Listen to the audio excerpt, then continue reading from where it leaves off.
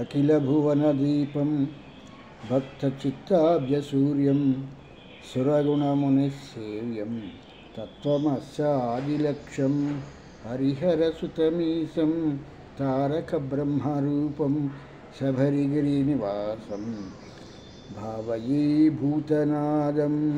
స్వామి శరణమయ్యప్ప. ప్రియమైన ఆత్మబంధువులారా, ఆసతిన వారి సౌజన్యంతో మనం ఈ భక్తి అనేటువంటి ఈ కార్యక్రమాన్ని ప్రారంభించుకున్నాం. ఈ ప్రారంభించుకునేటువంటి కార్యక్రమంలో మనం కఠోపనిషత్తు అనేటువంటి దాని నుంచి మనం ఈ నచికేతుడు అనేటువంటి ఇతని వృత్తాంతాన్ని మనం తెలుసుకోవటం జరుగుతోంది. ఇది కథాగమనంగా తీసుకున్నట్టయితే ఈ యొక్క వాజవ్రసుడు అనేటువంటి ఈ యొక్క ఋషి నచికేతుడిని యజ్ఞం చేస్తుండగా నచికేతుడు అల్లరి చేస్తున్నాడని యమధర్మరాజుకి ఇచ్చేశాడు. యమధర్మరాజు ఆ యొక్క నచికేతుడు వచ్చే సమయానికి యమపురిలో లేరు. ఆయన దాని గురించి ఆయన వచ్చే వరకు కూడా ఈ నచికేతుడు ఆయన ఇంటి దగ్గర 3 రోజులు నిరాహారి అయి కూర్చున్నాడు. దాంతో ఈ యొక్క యమధర్మరాజు రాగానే ఈ నచికేతుడు 3 రోజుల నుంచి తన ఇంటి దగ్గర కూర్చున్నాడు. అన్నపానీయాలు ఏమీ లేకుండా అని తెలిసేటప్పటికీ ఆయన చాలా వ్యాకులత చెంది, అయ్యో, ఒక సద్బ్రాహ్మణుడు నా ఇంటి ముందు కూర్చుని భోజనం లేకుండా ఉంటే నా తాలూకు పుణ్యాలు, నేను చేసినటువంటి కార్యక్రమాలన్నీ కూడా నశించిపోతాయి అనుకుని చెప్పేసి అతనికి అన్నపానీయాలు తీసుకెళ్ళి ఆ అన్నపానీయాలను ఇచ్చి, మహానుభావ, మీరు ఎందుకు తీసుకోకుండా ఇక్కడ నిరాహారిగా కూర్చున్నారు, కనుక మీకేం కావాలో చెప్పండి అని చెప్పేసి ఈ యొక్క యమధర్మరాజు అడగటం తటస్థించింది. అప్పుడు ఆ నచికేతుడు, మా తండ్రి గారు నీకు ఇచ్చేశాను, యమధర్మరాజుకి ఇచ్చేశాను, అంటే మృత్యువుకి ఇచ్చేశాను అని చెప్పటంతో నేను ఈ యొక్క యమపురికి వచ్చేసాను, లేకపోతే నేను వచ్చేటువంటి కార్యక్రమం లేదు అనేటువంటి విషయాన్ని ఈ నచికేతుడు యమధర్మరాజుకు చెప్పటం జరిగింది. ఇదే విషయాన్ని యమధర్మరాజు కూడా, నీ ఆయు ప్రమాణం చాలా ఉంది, అలాంటి పరిస్థితులు నువ్వు ఎందుకు నా ఒక యమపురికి వచ్చేసావు అనేటువంటి విషయం నాకు అర్థం కాక నేను చాలా గాబరాపడి, అందులో నువ్వు ఈ నిరాహారివై ఉన్నావు అనుకుని చెప్పేసని విని నీ దగ్గరికి ఈ ఒక అన్నపానీయాలు తీసుకొచ్చాను, కనుక వీటిని తీసుకుని నువ్వు సంతృప్తి చెంది, ఈ యొక్క సంతృప్తి చెందిన తర్వాత నేను నీకు 3 వరాలను ఇస్తాను, ఆ 3 వరాలు తీసుకుని నువ్వు తిరిగి భూలోకానికి వెళ్ళిపోవచ్చు అనేటువంటి విషయాన్ని చెప్పేటువంటిది ఈ కథాగమనము. ఇంతకన్నా కథలో ఇంకా ఏ విధమైనటువంటి ట్విస్టు అనేటువంటిది, ఇందులో దాపరికాలు మూపరికాలు అనేటువంటి ఏమీ లేనటువంటి కథ. ఈ కథని కఠోపనిషత్తులో ఎందుకు చెప్పబడింది, మరణాంతరము జరిగేటువంటిది ఏంటి అనేటువంటి విషయాలన్నింటినీ కూడా ఈ యొక్క కఠోపనిషత్తు అనేటువంటిది మనకి తెలియపరుస్తుంది. ఈ యొక్క విషయాలన్నింటినీ కూడా ఋషులు ఎంతో చక్కగా మనకి చెప్పటం జరిగింది.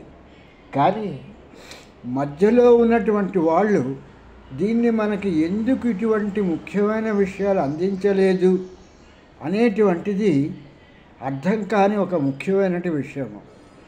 దీన్ని కొంత శోధించగా తెలిసింది ఏంటంటే, అక్కరకు రాని చుట్టము మొక్కిన వరమీని వేల్పు మోహరమున దానెక్కిన బారని గుర్రము గ్రక్కున విడువంగా వలయు గదరా సుమతి అనేటువంటి ఒక సుమతి శతకంలో ఒక పద్యం ఉంది. అక్కరకు రాకుండా ఉండేటువంటిది లాగా వీటి మూలంగా, వీటిని తెలుసుకోవటం మూలంగా ఈ ఋషులు చెప్పినటువంటివి ఇవి ఎంతవరకు నిజమవుతాయి? యమధర్మరాజు లాంటి వాళ్ళే ఈ యజ్ఞయాగాదులు చేస్తే ఎంతవరకు యజ్ఞం మూలంగా ఫలితం వస్తుంది అనేటువంటి దాన్ని నిర్వచించి చెప్పలేదు. కనుక ఇటువంటి విషయాలన్నింటినీ దృష్టిలో పెట్టుకుని ఇటువంటి విషయాలని అందరికీ చెప్పవలసినటువంటి పని లేదు.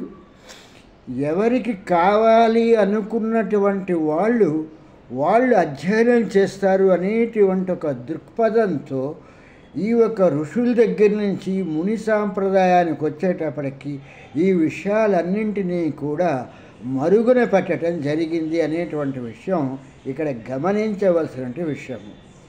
ఇక్కడ నచికేతుడు అనేటువంటి ఇతను ఈ యొక్క స్వర్గాన్ని గురించి అడిగినప్పుడు ఈ యజ్ఞం ఏ యజ్ఞం చేస్తే ఏ కార్యక్రమాలు చేస్తే ఈ యొక్క స్వర్గానికి రావటం జరుగుతుంది అనేటువంటి విషయాన్ని ఈ నచికేతుడు వరంగాను ప్రశ్నగాను అడిగితే ఈ యమధర్మరాజు చెప్పినటువంటి ఈ సమాధానాలన్నీ కూడా అల్పులైనటువంటి వాళ్ళకి ఈ సమాధానాలు ఈ ప్రశ్నలు దేనికి పనికొస్తాయి?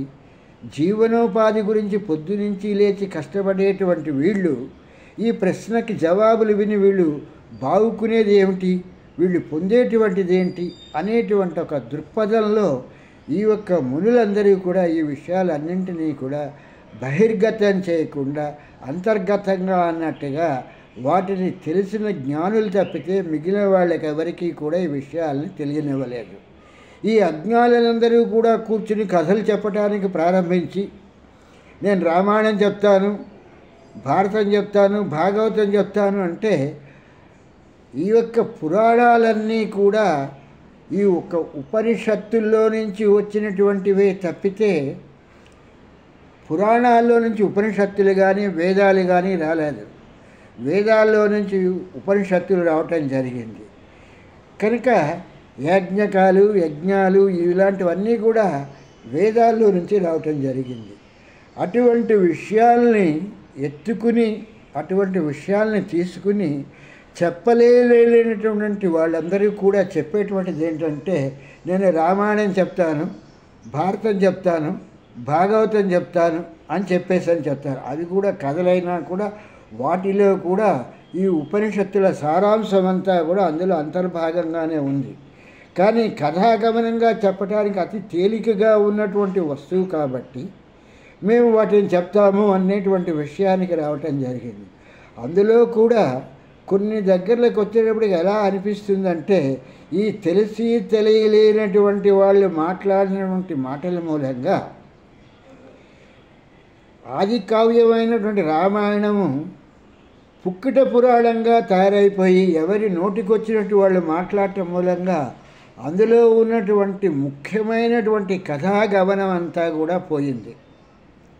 ఒక ఉదాహరణగా తీసుకున్నట్టయితే ఈ యొక్క గౌతముడి భార్య అహల్య, ఆ అహల్య ఈ యొక్క గౌతముడు ఉంటుండగా ఆ తెల్లవారుజామున ఇంద్రుడు అనేటువంటి వాడు వచ్చి కోడై కూస్తే ఆ ఒక కోడి కూత విన్నటువంటి ఈ గౌతముడు నదీ స్నానానికి వెళ్తే ఈ ఇంద్రుడు ఈ కోడిగా కూసి గౌతముడిగా అనేటువంటి వేషం వేసుకుని ఈ అహల్య దగ్గరికి వస్తే ఈ అహల్య అతనితో ఉంటున్న సమయంలో మళ్ళీ ఆ నదీ స్నానం చేసుకొచ్చినటువంటి ఆ గౌతమ మహర్షి వీళ్ళని చూసి క్రోధంతో కోపంతో అన్నట్టుగాను శపించి ఇంద్రుడికి నీకు ఒళ్ళంతా దేని గురించి అయితే కామించావో ఆ ఒక్క అవయవం అంతా కూడా నీ యొక్క ఒళ్ళంతా కూడా అయిపోతుంది అని చెప్పించాడు అని చెప్పేసి ఒక మాట చెప్తారు. అహల్య అనేటువంటి ఆవిడ నువ్వు రాయి అయిపో అని చెప్పేటువంటి శాపాన్ని ఇచ్చారు అని చెప్పడం జరుగుతుంది. తెలిసి తెలవకుండా చెప్పినటువంటి దాని మూలంగా ఎంత ప్రమాదం ఏర్పడుతుంది, ఆ ఒక్క ఏర్పడిన ప్రమాదాన్ని ఎలా దాన్ని తొలగించి అసలు విషయాల్ని బయటికి తీసుకొచ్చి ఎలా వాటిని నిజ నిర్ధారణ చేయాలి అనేటువంటి విషయాలు తెలియలేనటువంటి ఒక మూర్ఖుడు ఒక కథ చెబితే ఆ మూర్ఖుడు చెప్పిన కథే మొత్తం అంతా కూడా వ్యాపించిపోతుంది. అబద్ధానికి వ్యాప్తి చాలా ఎక్కువ, నిజం చాలా తక్కువగా ప్రయాణిస్తుంది, అబద్ధం చాలా వేగంగా ప్రయాణిస్తుంది అన్నారు. ఈ యొక్క కథ ప్రతి వాళ్ళ దృష్టిలో కూడా పడి ఆఖరికి ఎలా తయారైందంటే అహల్య అనేటువంటి ఆమె ఒక గౌతముడు అనేటువంటి ఒక ఋషి భార్య రాయి కింద మారిపోయింది. రాముడు వచ్చి తన కాలు ఆ ఒక్క రాయి మీద పెట్టేటప్పటికీ ఆ రాయి కాస్త నారి అనేటువంటి ఈ స్త్రీగా అన్నటువంటి ఈ ఒక దీంట్లోకి గౌతముడి తాలూకు భార్యగా మారిపోయింది అని చెప్పేటువంటి ఇలాంటి కథ చెబితే ఈ కథ చెప్పి ఎంతకాలం నమ్మిస్తారు? ఇటువంటి కథల మూలంగా మనం నేర్చుకునేటువంటిది ఏంటి? అహల్య రాయి అయిపోయింది అన్నాడు. ఒక జ్ఞాని వచ్చి రాయిని తీసుకొచ్చి కాళ్ళ దగ్గర పెట్టి ఈ ఒక రాయిని మీరు మీ ఒక శక్తితో దీన్ని ఒక స్త్రీని చేయండి, నారీని చేయండి అంటే ఎంత శక్తి ఉపయోగించినా రాయి నారీ అవుతుందా? ఒక స్త్రీమూర్తిగా అవుతుందా? ఇటువంటి అబద్ధ ప్రచారాలను చేసుకుని బ్రతికి నిజాల్ని చంపేస్తే వచ్చేటువంటి ఫలితం ఏంటి? దీన్న మనం హిందూయిజం అంటానికి, దీన్న సనాతన ధర్మం అని చెప్పేసరి మనం మాట్లాడటానికి ఇటువంటి కథలను చెప్పి కాలక్షేపణ బఠానీలు అన్నట్టుగా చేసుకుంటూ శిష్యుల్ని పోగేసుకుని అక్కడ వాళ్ళ ద్వారా వాళ్ళ లబ్ధి పొందుతున్నారు తప్పితే అసలైనటువంటి విషయాల్ని ఎవరు చెప్తున్నారు? దీనికి అందుకే ఏ మతంలో చూసినా ఒక మాట చెప్తూ ఉంటారు, ఇది చాలా ఇరుకైన దారి, ఇది బాహ్యంగా అన్నట్టుగా చాలా వెడల్పుగా ఉండిపోయి వందల మంది తోసుకొచ్చేటట్టుగా ఉండరు అని చెప్పాను. ఇదే విషయాన్ని భగవద్గీతలో చెప్పిన మిగిలిన పరమతాల్లో ఉన్నటువంటి గ్రంథాలు చెప్తున్నా ఒకటే చెప్తాయి. 100 మంది భక్తితో ప్రార్థన చేస్తూ ఉంటే ఆ ఒక్క 100 మందిలో నుంచి ఏ ఒక్కడినో మాత్రమే వాడికి భక్తి అనేటువంటిది అబ్బి వాడు ముందుకు వెళ్తాడు. అటువంటి వాళ్ళు కొన్ని వందల కోట్ల మంది అన్నట్టుగా ఉంటే అందులో నుంచి అసలు భక్తి అంటే ఏమిటి అని తెలుసుకుని ముందుకెళ్ళేటువంటి వాళ్ళు కొంతమంది ఉంటారు. ఇలా ఫిల్టరింగ్ చేస్తూ వెళ్తే చివరికి విరాట్ పురుషుణ్ణి చేరుకునేటువంటి వాడు, విరాట్ పురుషుణ్ణి తెలుసుకున్నటువంటి వాడు ఒక్కడు మాత్రమే మిగులుతాడు అనేటువంటి విషయాన్ని మనకి మత గ్రంథాలైనటువంటి భగవద్గీత కానీ పరమత గ్రంథాలైనటువంటివి కానీ చెప్తున్నటువంటి విషయం. వీటన్నింటినీ వదిలేసి చెప్పేటువంటి ప్రవచకులందరూ కూడా ఎలా చెప్తున్నారయ్యా అని అంటే అర్థం కానటువంటి జాండ్రీ సభా మధ్య సాతాని పండితోత్తమ అని చెప్పినట్లుగా ఒక కథాగమనాన్ని చదివి ఆ కథాగమనాన్ని కథాగమనంగా చెప్పేసేంత మాత్రం చేతన చెప్పిన వాడికి వచ్చేటువంటి ఫలితం ఏమిటి, విన్నవాడికి వచ్చేటువంటి లాభం ఏమిటి అనేటువంటిది రెండూ కూడా శూన్యమన్నమాట. ఇక్కడ గాడిద గంపడు ఊక బొక్కింది అనేటువంటిది మాత్రమే మనకు మిగులుతుంది తప్పితే దీని మూలంగా వీసవంతెత్తైనా కూడా దీని మూలంగా ఫలితం ఉండదు. కానీ నేటి కాలంలో ఉన్నటువంటి ప్రభావాల్ని తీసుకున్నట్లయితే మహిమలు మహాత్యాల గురించి మాట్లాడుతూ కాలం గడుపుకుంటూ జనాలందరినీ కూడా తమ చుట్టూతా పోగేసుకుని ఆ జనాలకి ఏవో కథలు చెప్పి ఏవో మాయమాటలు చెప్పి వాళ్ళ తాలూకు జేబులు నింపుకుంటున్నారు తప్పితే దీని మూలంగా వాళ్ళకు వచ్చేటువంటి ఫలితం ఏమిటి? ఇటువంటి కథలు ఎక్కడైనా పోని ఈ వాల్మీకి మహర్షి రామాయణాన్ని రాసి రాముడి దగ్గరికి వెళ్ళి నీ కథ రాశానయ్యా, నీ ఒక చరిత్ర అంతటినీ కూడా రామాయణం అనేటువంటి భాగంగా రాశాను అని చెప్పేసి అని రాముడికి వినిపించి రాముడి దగ్గర నుంచి ఏమైనా సంభారాలి అనేటువంటి అంటే ధనం కానీ మిగిలినటువంటి వాటిని కానీ ఆయన తీసుకోవటం జరిగిందా? అలాగే ఈ భారతాన్ని రాసినటువంటి వ్యాస భగవానుల వారు ఈ పాండవుల తాలూకు దీనికి వీళ్ళ యొక్క కథలని చెప్పి మీ కథాగమనానంతటినీ రాసి మీ కథని నేను చిరస్థాయిగా ఉండేటట్లుగా చేశాను కాబట్టి నాకేదైనా సంభారాలు ఇవ్వండి అనేటువంటి విషయాన్ని ఎవరైనా అడిగారా? ఇటువంటివి ఎక్కడైనా ఏ పురాణాలైనా ఏ ఇతిహాసాలైనా చెప్తున్నాయా? లేదే ఏ నిస్వార్థము లేకుండా ఏ స్వార్థము లేకుండా నిస్వార్థంగా రాసినటువంటి వాల్మీకి మహర్షి రాముడి తాలూకు కథని రామాయణంగా రాశారు అంటే అందులో ఏ విషయాలు ఉన్నాయి, ఎటువంటి విషయాలు దాగున్నాయి, ఆ దాగున్నటువంటి విషయాల్ని మనం వెలికి తీసి ఎలా మనం మన తాలూకు జీవన ప్రమాణాలని మార్చుకుంటామనేటువంటి విషయాల్ని ఏనాడైనా ఆలోచించేటువంటి పరిస్థితిలో ఉన్నారా? సనాతన ధర్మము అని చెప్పేసని ఈ సనాతన ధర్మంలో ఈ కథలు చెప్తే వినేవాడు ఆఖరికి ఏమంటాడంటే, ఒక రాక్షసుడు సీతను ఎత్తుకుపోతే ఆ రాక్షసుని సంహరించడానికైనా రాముడు వచ్చాడు అనేటువంటి స్థితికి తెస్తున్నారు తప్పితే అందులో ఉన్నటువంటి అంతరార్థాలు ఏమిటి, ఆ అంతరార్థాలను విని మనం ఆచరించవలసినది ఏంటి? ఇప్పుడు ఇక్కడ యమధర్మరాజు నచికేతుడికి చెప్తున్నటువంటి విధానంలో లాగా రామాయణంలో వాల్మీకి మహర్షి ఏ ఏ విషయాల్ని ప్రస్తావించటం జరిగింది? అహల్యని ఈ యొక్క గౌతముడు శపించాడా? శపించలేదే. ఒక స్త్రీ దగ్గర నుంచి వచ్చి నీవు విద్యని నేర్చుకోవటానికి సాహసించావు. స్త్రీ దగ్గర అంటే జీవుడికి స్త్రీ పురుషులు అనేటువంటి భేదమే లేదు. అటువంటి పరిస్థితిలోనూ స్వర్గాధిపతి అయినటువంటి ఇంద్రియాలకి అధిపతి అయినటువంటి ఇంద్రుడు అయినటువంటి నీవు ఒక మర్మాంగమైనటువంటి దాని దగ్గరకు వచ్చి నీవు విద్య నేర్చుకునేటువంటి పరిస్థితిలో ఉన్నావంటే నీ తాలూకు తెలివి ఎంత ఉన్నది అనేటువంటి విషయం నాకు అర్థమైంది అనేటువంటి విషయాన్ని ఇక్కడ గౌతమ మహర్షి అంతరార్థంగా చెప్పినటువంటి విషయాన్ని ఎంతమంది వీళ్ళు తెలుసుకుని బయటకి చెప్తున్నటువంటి విషయము.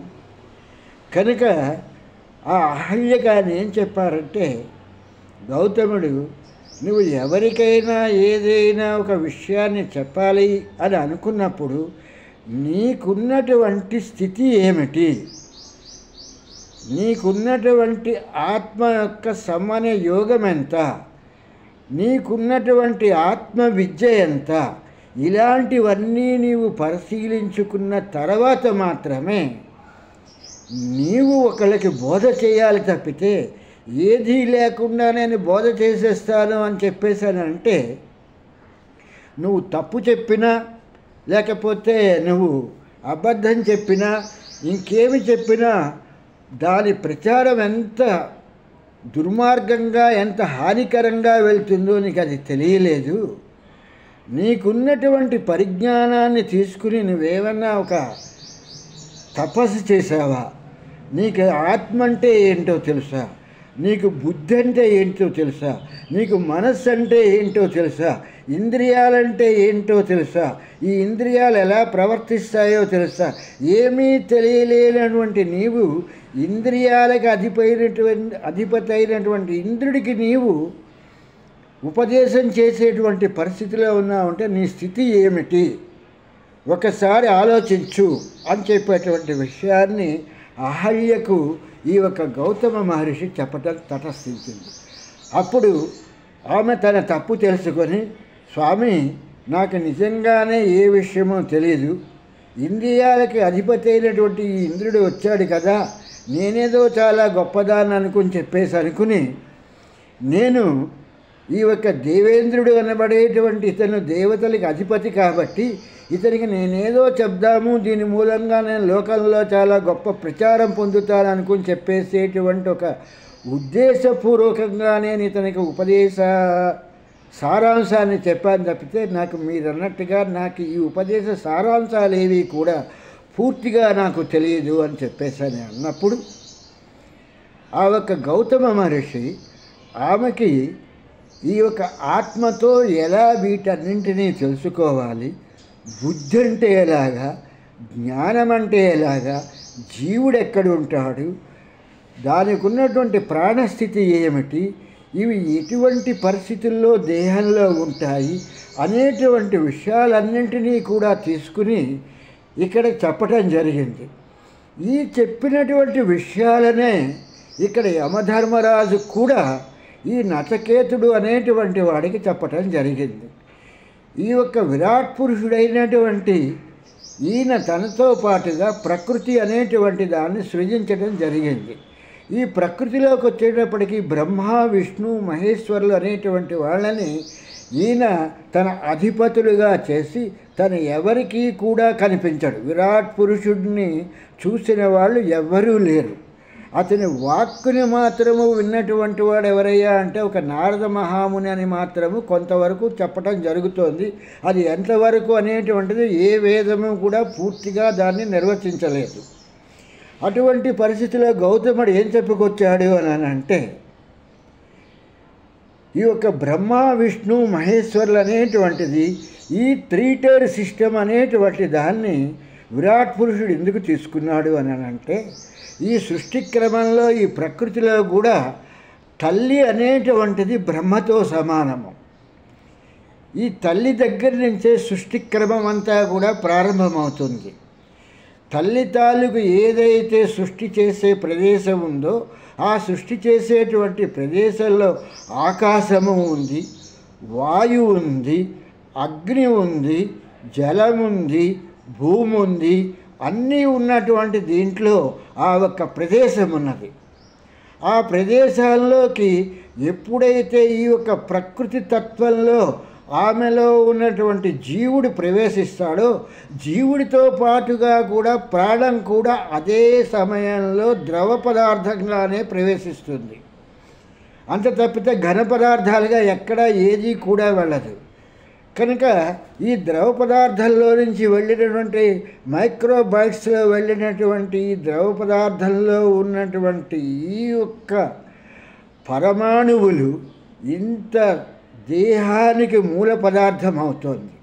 ఈ మూల పదార్థం అవ్వాలంటే అప్పుడు ద్రవంగా ఉన్నటువంటిది అందులోకి వాయువు ఎలాగ వెళ్ళింది, అందులోకి అగ్ని ఎలా వెళ్ళింది, ఈ వాయువు అగ్ని వెళ్ళిన తర్వాత జీవుడు ఎలా ప్రవేశించాడు, ఈ జీవుడు ప్రవేశించిన తర్వాత అందులో ఉన్నటువంటి ఆ ఒక ద్రవ పదార్థము ఘనీభవించి అది ఎలాగైతే ఒక దేహం కింద మారింది, దేహం కింద మారినటువంటి ఆ ఒక దేహము 9 మాసాలు అయిపోయిన తర్వాత అది భూమి మీదకి ఎలా వచ్చింది. ఈ సృష్టి క్రమం అంతా కూడా ఎక్కడ జరుగుతోంది? తల్లి అనేటువంటి ఒక స్త్రీమూర్తిలో జరుగుతున్నటువంటిది. దీన్ని బ్రహ్మస్థానము అని చెప్పేసి అని అంటారు అనేటువంటి విషయాన్ని ఇక్కడ గౌతమ మహర్షి చెప్పడం జరిగింది. ఇదే విషయాన్ని యమధర్మరాజు గారు కూడా నచికేతుడికి చెప్తున్నటువంటి విషయము. కనుక తల్లిని ఎటువంటి పరిస్థితిలో కూడా మనం నిందించటం కానీ తల్లిని మనం అవమానించటం కానీ చెయ్యకూడదు. మన తాలూకు జన్మస్థానాన్ని మనం చాలా గౌరవంగా చూడవలసినటువంటి పరిస్థితి అనేటువంటి విషయాన్ని ఇక్కడ గౌతమ మహర్షి చెప్పటం జరుగుతోంది. ఆ 9 మాసాలు మూసి తర్వాత కన్నటువంటి ఆ ఒక శిశువుని అతని పోషణాభారాన్ని తీసుకునేటువంటి వాడు తండ్రి, అంటే నాన్న లేకపోతే ఫాదరు, ఇంకా ఏవే పదార్థాలతో పిలిచినప్పటికీ కూడా ఆ వస్తువు పేరు తండ్రి అనేటువంటి పేరుతో పిలువబడుతోంది. ఆ తండ్రి అనేటువంటి వాడు నారాయణుడు, విష్ణువు, లేకపోతే పద్మనాభుడు, అనంతనాభుడు, అనంతేశ్వరుడు అని 100,000,000 నామాలతో పిలుచుకున్నా కూడా ఆయనకు వచ్చేటువంటి నష్టమేమీ లేదు. కనుక ఈ యొక్క సృష్టి క్రమంలో నుంచి వచ్చినటువంటి ఈ యొక్క శిశువుని పోషణాభారాన్ని వహించేటువంటి వాడు ఎవరయ్యా అంటే తండ్రి. ఆ ఒక గర్భంలో నుంచి బయటకు వచ్చినటువంటి శిశువుని గురుకులానికి తీసుకెళ్ళేంత వరకు కూడా అతని పోషణాభారాన్ని చూస్తూ అతనికి కావలసినటువంటి విషయ పరిజ్ఞానాన్నంతటినీ కూడా అందించగలిగేటువంటి వాడు తండ్రి. కనుక ఇతన్ని నారాయణుడు, విష్ణువు అని చెప్పేసి అని అంటారు. ఈ తదుపరిది ఏమొచ్చిందయ్యా అని అంటే విష్ణు స్థానం అయిపోయిన తర్వాత బ్రహ్మ, విష్ణు, మహేశ్వరుడు, మహికి ఈశ్వరుడు, మహేశ్వరుడు. తల్లిలో ఉన్నటువంటి ఈ ఒక ద్రవ పదార్థము ఎప్పుడైతే మేధిని అనేటువంటి దీనిలోకి వెళ్ళి అది మేనుగా మారి బయటకు వచ్చిందో ఆ మేనుకు ఈశ్వరుడు మహేశ్వరుడు అవుతాడు అనేటువంటి విషయాన్ని ఇక్కడ ఋషిపుంగవులు చెప్పినటువంటి ముఖ్యమైనటువంటి విషయము. ఈ మేనుకు ఈశ్వరుడైనటువంటి వాడు ఏకీకృతంగా ఇతనికి జ్ఞానాన్ని ప్రసాదించాలి. ఈ జ్ఞానాన్ని ప్రసాదించాలి కాబట్టి ఇతను గురుస్థానంలో ఉండి గురువుగా కూర్చుని ఇతను మొత్తం బోధనా క్రమం అంతటినీ కూడా చేసి ఆ ఒక్క తల్లి గర్భంలో నుంచి వచ్చినటువంటి శిశువుని ఈ యొక్క తండ్రి పెద్దవాడిని చేసి గురువుగారికి దగ్గరికి తీసుకొచ్చి అప్పచెప్పిన తర్వాత గురువుగారి బోధనలు చేసి ఆ ఒక్క శిశువును తన వ్యక్తిగతంగా తను ఆర్జించగలిగి తను సహసిద్ధంగా సంపాదించగలిగేటువంటి స్థితికి తీసుకొచ్చి మరొక జీవుడికి జన్మనిచ్చేటువంటి వాళ్ళుగా తయారు కావలసినటువంటిది సంపాదన ప్రక్రియ అంతటినీ కూడా నేర్పేటువంటి వాడు గురువు అవుతాడు. కనుక ఇటువంటి గురుస్థానాన్ని మహేశ్వరుడు మహిళ ఈశ్వరుడు అనేటువంటి దీంట్లో మాత్రమే తీసుకురావటం జరిగింది. ఇదంతా కూడా ఒక లెంతీ ప్రాసెసింగ్లో జరుగుతున్నటువంటి విషయము. కనుక ఇక్కడ ఉన్నటువంటి విషయ పరిజ్ఞానం ఏంటంటే ఏ ఒక్క విషయాన్ని పూర్తిగా అవగాహన లేకుండా జాండ్రే సభా మధ్య సాతాని పండితోత్తమ అంటే బ్రహ్మలోకంలో ఉంటాడు, విష్ణులోకంలో ఉంటాడు, మహేశ్వరుడు పోయి ఆ హిమాలయాల్లో కూర్చుంటాడు అంటే ఇంత బుద్ధి తక్కువైనటువంటి జ్ఞానాన్ని భగవంతుడు ఇవ్వటం కన్నా బుద్ధిహీనుడిగా ఉంచడం మేలు అనేటువంటి దాన్ని జీవులు కోరుకుంటారు అనేటువంటి విషయాన్ని ఇక్కడ గౌతమ మహర్షి చెప్తున్నటువంటి ముఖ్యమైనటువంటి విషయం. ఇటువంటి విషయాలన్నింటినీ కూడా రాసినటువంటి వాల్మీకి మహర్షి ఎంత గొప్పవాడై ఉంటాడు. ఈ విషయాలన్నింటినీ కూడా ఈ ఒక అహల్య అనేటువంటి ఈ కథలో ఇంద్రుడిని అందులోకి తీసుకొచ్చి ఇంద్రియాలకు అధిపతి అయినటువంటి వాడిని తీసుకొచ్చి అక్కడ ఈ యొక్క విషయాలన్నింటినీ చెప్పి ఈ యొక్క అహల్య ఎలాగైతే ఈవిడ తపస్సు చెయ్యాలి, ఈ తపస్సు చేసినప్పుడు పరమైనటువంటి ఆత్మ అంటే విరాట్ పురుషుడి తాలూకు ప్రతిరూపమైనటువంటి బ్రహ్మ విష్ణు మహేశ్వరుల తాలూకు ఆ విష్ణు తాలూకు అంశమైనటువంటి రాముడు అయోధ్యలో పుట్టి రాముడిగా ఈ ఒక గౌతమ మహర్షి ఆశ్రమానికి వచ్చి ఆవిడకి దర్శనం ఇచ్చినప్పుడు ఆవిడ చేసినటువంటి తపస్సుకి పరిపూర్ణత ఏర్పడుతుంది అని చెప్పేసి గౌతమ మహర్షి చెప్పటం జరిగింది. ఈ గౌతమ మహర్షికి ఈ ఒక అహల్యకి కూడా సంతానమైనటువంటి శతానందుడైన వాళ్ళు అనేటువంటి వారు జనక మహర్షి గారి కొలువులో ఉన్నటువంటి ఒక మహర్షి. జనక మహర్షి అనేటువంటి వాడు బ్రహ్మ విద్యా సాంప్రదాయంలో ఎంతో గొప్పనైనటువంటి వ్యక్తి. అటువంటి వ్యక్తి దగ్గర ఉన్నటువంటి శతానందుడి తల్లి ఇలాంటి పని చేస్తుందా అనేటువంటి ఇంగిత జ్ఞానం అనేటువంటి లేని పశువులు అని చెప్పేసానని పశుపతినాథుడు అని కూడా అందుకే అన్నటువంటిది అంట.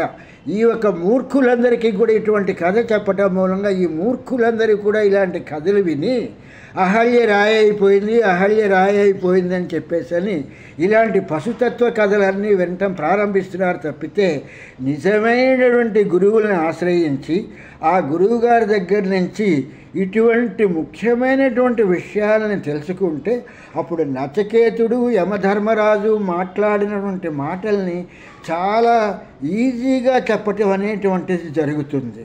అలా తెలియలేనప్పుడు ఇక్కడ రామాయణాన్ని తీసుకున్నా కూడా రామాయణంలో ఉన్నటువంటి ముఖ్యమైన అంశాలని క్రోడీకరిస్తూ అందులో ఉన్నటువంటి అంతర్భాగాలను తీసుకుని చెబితే కానీ ఇటువంటి విషయాలన్నింటినీ కూడా బయటికి తీసుకురాలేం. కాబట్టి ప్రియమైన ఆత్మబంధువులారా, దీన్ని వినేటప్పుడు శ్రద్ధగా వినండి.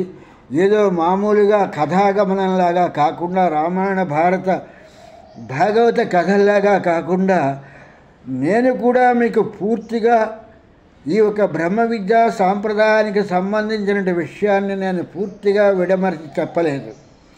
గౌతమ మహర్షి అహల్యకి చెప్పినటువంటి దాంట్లో నేను 50% మాత్రమే మీకు నేను చెప్పగలిగాను. మిగిలిన చెప్పడానికి ఋషి సాంప్రదాయం నాకు కూడా పర్మిషన్ ఇవ్వలేదు కాబట్టి నేను అంతవరకు చెప్పాను కాబట్టి దాన్ని గ్రహిస్తారనుకుని చెప్పేసని ఆ వెంకటనాథుడి అనుగ్రహంతో జ్ఞానవంతులయ్యి ఈ మూఢాచారాలని వదిలేసి జ్ఞానవంతులుగా జ్ఞానాన్ని పొంది ఆ నచికేతుడికి చెప్పినటువంటి ఆ స్వర్గం అనేటువంటిది యమధర్మరాజు గారు చెప్పినటువంటి స్వర్గాన్ని ఎలా పొందాలో మనం ముందుకెళ్తూ నేర్చుకుందాము. స్వామి శరణం, స్వామి శరణం, స్వామి శరణం అయ్యప్ప.